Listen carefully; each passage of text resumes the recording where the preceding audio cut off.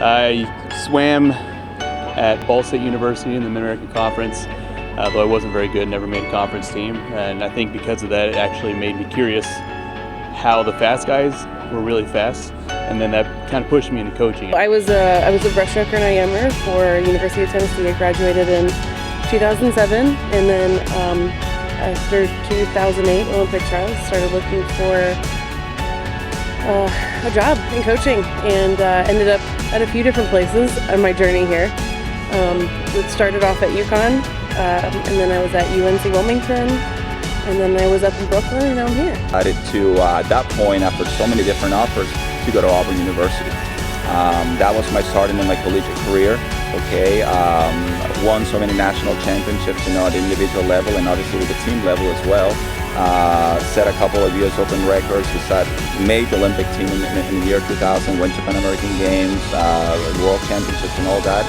And then eventually, after I got my degree from Auburn, decided to continue swimming a little bit at the professional level, continue staying involved within the sport, and starting my career as a coach. It is that history. It's the history of the swimming that I experienced. But then when you walk into the Moore Center and you see the culture of success, the history of success, how could you not want to be a part of that? Just always loved the dedication this department's had in putting money into their resources and their facilities and stuff, and just know that given the right atmosphere, a place like this can be really successful. FSU checked all the boxes in so many different levels. I think the facilities, I think the structure, I think the support from the athletic department is unreal. When I met NEAL several years ago, I really just liked his leadership. I saw something that I didn't quite understand why it worked until I spent the last 2 years at Miami, Ohio, where I was coaching in the Mid-American Conference under Pete Lindsay, and his NEAL and Pete's leadership is very similar. It's not the controlling kind of coach, it's the let's work through this together. And when you see that, the kids, they build confidence because you're not just telling them, they're learning, they have feedback, and then they take ownership, and it just takes off to another level. I like his vision, and I like his technical expertise and his focus on the little things, and his unrelenting commitment to make this a really rewarding experience as an athlete and as a student, and just walking away really proud of what you put together in 4 years.